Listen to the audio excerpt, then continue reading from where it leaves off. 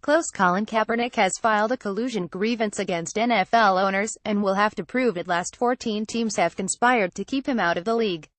USA Today Sports. In order to win his collusion grievance against NFL owners, Colin Kaepernick will need to prove a pattern of communication with and between teams that led to his current unemployment, a labor law expert told USA Today Sports. He's going to have to show some kind of pattern of dealings with the clubs, where clubs were aware that he was willing and able to work, where there was some sort of communication with him and then unexplained reasons went elsewhere, said William Gould, the Charles A. Beardsley Professor of Law, Emeritus, at Stanford University.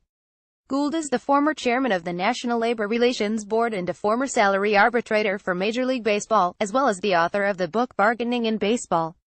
He called Kaepernick's collusion grievance, which was filed by the quarterback's lawyers over the weekend, a landmark development not just for the NFL, but for professional sports in general.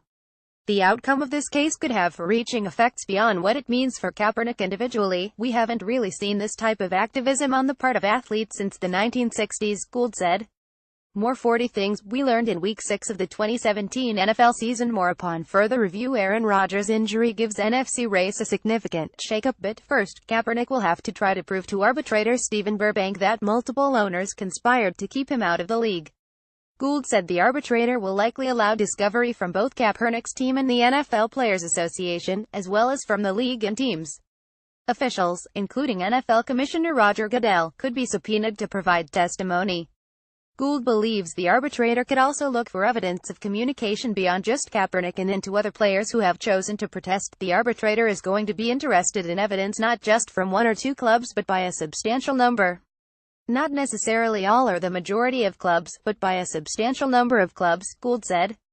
Of course, he'll also be interested in any communications, if they exist, between clubs and other clubs, and between clubs and the commissioner on Mr. Kaepernick, or on the general kneeling issue. Indeed, this case may not end with Kaepernick getting a job in the NFL.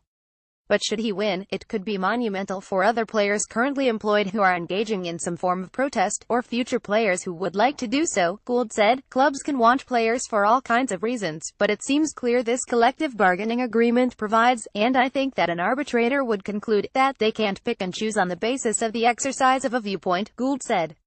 Follow Lindsay H. Jones on Twitter at @BylineSayJones. Photos. Best of NFL Week 6.